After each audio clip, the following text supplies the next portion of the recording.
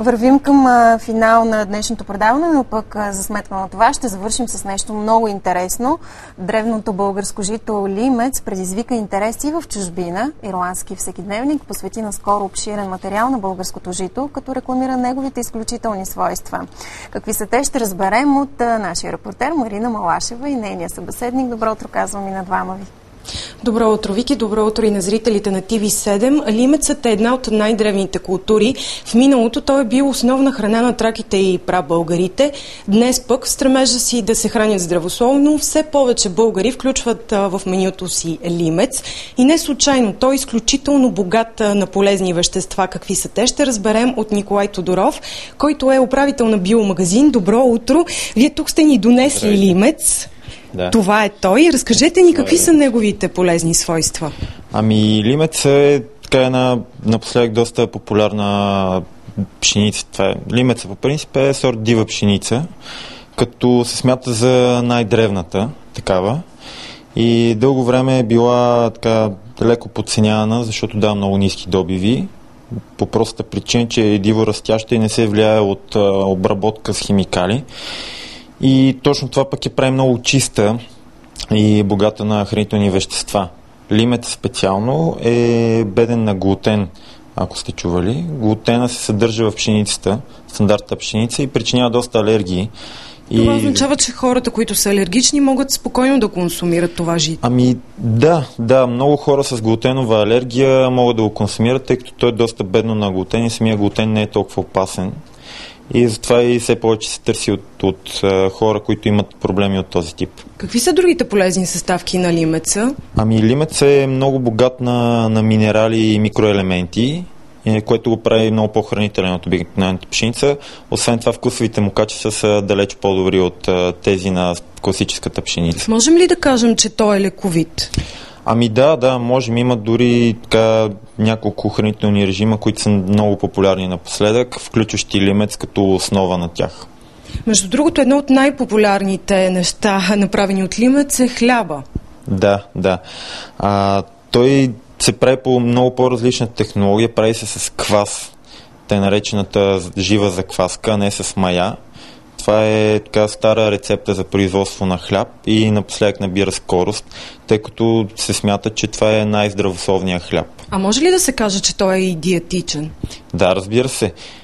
Бидейки хранителен, той може да ви даде необходимите хранителни вещества и микроелементи за деня от много малко количество. Не е нужно да изяждате голямо количество хляб, за да се нахраните. Може да те засити дори една филия, така ли да разбирам? Да. Наистина е много по-хранителен от обикновения хляб. А увеличило ли се търсенето? Да, интересното в момента е, че в България, която е една от родините на този вид пшеница, производството е много по-ниско, отколкото търсенето на лимец. Къде в България се отглежда тази култура? В различни части на страната, но като цяло производството е много, много ниско. Тъй като добивите са малки и повечето хора предпочитат да заложат на по-сигурни култури, а цената е значително по-висока, отколкото при обикновената пшеница и малко по-трудно се реализира за сега. Казвате, че цената е висока, но все пак достъпен ли е? Да, достъпен е, тъй като, както ви казах, той е много хранителен и реално много малко количество е достатъчно да покрие дневните ви нужди. Той реално не излиза много по-скъп, отколкото обикновената пшеница. Сега ще ви помоля да ни разкажете и за останалите култури, които сте ни донесли тук. Какви са техните полезни вещества? Значи това е спелта. Това е също вид пшеница. Тя също е древна. Тя смята, че е на 5000 години и тя е първата така вече подобрена от човека пшеница. Тя се смята за полудива. Тя притежава по-голямата част от полезните качества на лимеца, но е малко по-лесен за приготвяне. Тъй като лимеца, бидейки беден на глутен, е малко по-труден за приготвяне като на хляб, защото не бухва.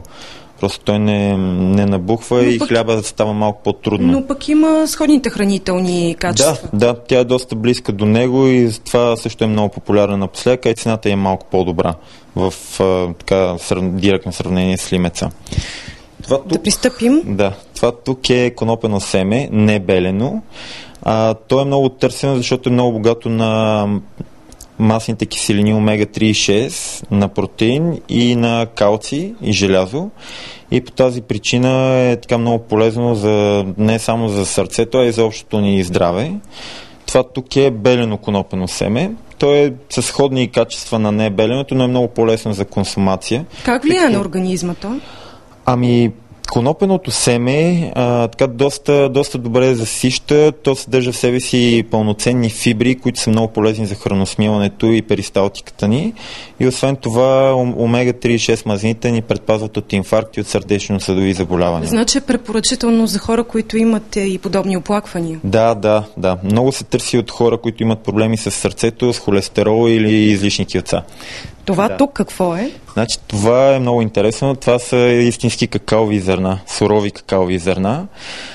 Те се смятат за една от най-полезните храни изобщо. Могат ли да се консумират така?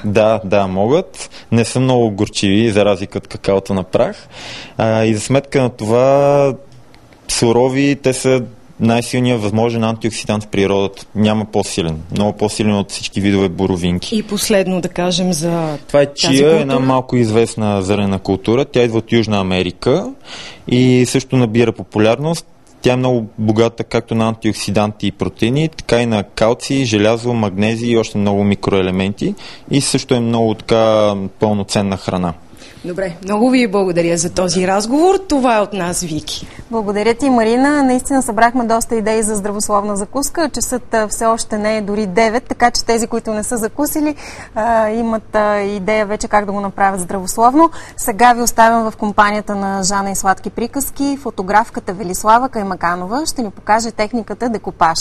С вас ще се видим отново утре. Започваме в 7:30. Събудете се с нас. Хубав и усмихнат слънчев ден!